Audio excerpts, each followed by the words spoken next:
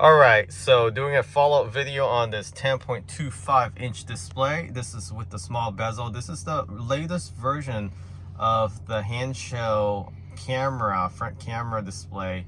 So it has a camera feature as well as Android Auto, Apple CarPlay, and Android Play Store. So as you can see here, the resolution is a lot clearer than the original screen. So this is the original version 2.0 of the 10.25 inch. So I'm going to scroll through setting here. So you have car setting, you got application, and let me show you the application. This is pretty cool.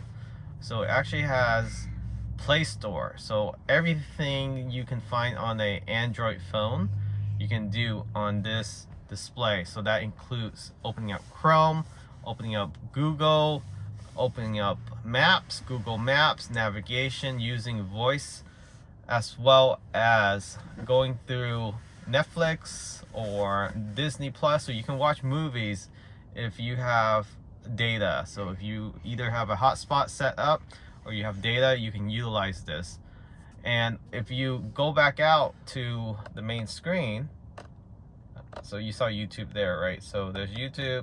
And then if you go back to the main screen, let me go back up. Or you can, this is also touchscreen, right? So you can do touchscreen, go to back to the home page, and then you can scroll through music, CarPlay. So CarPlay is pretty neat. It works the same way as the other CarPlay, the 9-inch display, exactly the same. So let me just show you here. So you can go in CarPlay, you can actually cast whatsoever on your phone wirelessly, so you don't even need to plug in your device. You can cast this live and watch whatever you're watching on the actual display itself. So again, you have Android Auto and you have Apple CarPlay. And then if you go back to the main screen, here's a cool feature. You can actually change, so here's the front camera. And then the front camera is loading now because I'm rerunning the wires, so you won't be able to see that, but we'll do that in a future video on the quality. So I'm doing some other project with the front end, so that will be in a separate video. And what's cool about this feature is you can change the actual display to look like the OG Model X. So just take a look at this. So if you've driven a old Model X or the previous gen Model X and Model S, what I really like is this regenerative display here. It shows you the actual regenerative braking versus acceleration.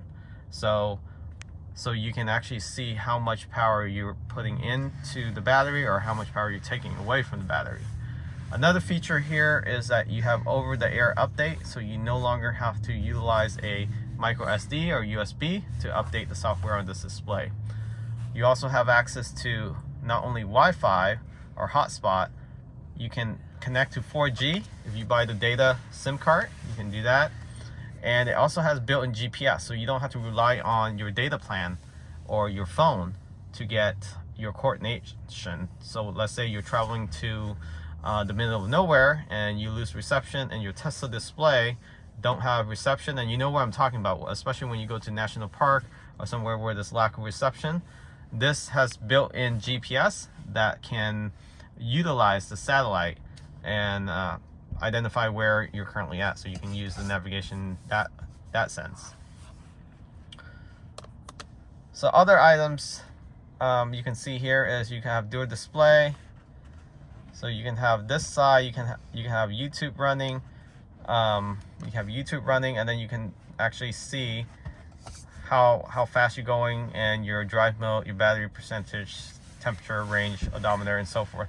So I'm not currently connected to Wi-Fi or hotspot right now, but this is where it's going to show up. So I thought that's pretty cool. And then of course you can go App Store, Google Maps. Again, I'm not connected to the web, but you can actually see where you're at. So this is actually Google Maps itself. So real live traffic data. If you don't have premium, let's say you don't have premium package in your Tesla vehicle, or you don't want to pay that monthly and you weren't grandfathered in, you can utilize this as your GPS. So let's go back to this display. So this is how you set up the Apple CarPlay. You just use your Wi-Fi hotspot, set that up. You can mirror by using screen as casting. Same thing with Android, you just take a screenshot of that and you can cast from your Android device. So here's the items you can adjust within the system. So you can do the driver position, right side, left side. You live in the UK, so that's pretty neat. And then the floating navigation, so you want it to float in the middle of the screen. HD, obviously it's HD quality, background connection. What else you can do with this display is that the previous display, there's a lag with Bluetooth, right? So if you're talking, for example, sometimes you might hear a lag. So here you can actually adjust the delay. So you can increase the speed of when it sounds through your Tesla speaker, or you can actually reduce the delay or increase the delay if you prefer that, but not sure why people want to do that. And yeah, it has also voice command outside of Siri, outside of Alexa. You can do their own voice command, so they have their own voice command that you can control. If you turn these on, there should be an icon that show up. You see there, this little guy there, voice hover icon, but he doesn't really speak clear English. Actually, he doesn't even speak English at all. So until they update the software, then you can actually determine if you want to utilize that instead of Siri or Alexa. So we'll turn that off for now since it's not current. And we'll also want to explore the navigation. Eventually we'll show you more details on how it looks like when it's driving, but I'm sure most of you are more worried about the delay with the Bluetooth, so you can actually adjust that here and now without having to worry about a delay when you're actually speaking. There's also a lot of language you can select from. So obviously English is where we're at right now. So let's go back to the display so you can see the other screen that's available. So there's only 3, but I'm sure they're gonna release more with firmware update. So this is the 3rd one. This is pretty neat as well too. It gives you more of a 3-dimensional look when you're driving, your speed, and then of course your regenerative braking on the right there, and then you still have your center display.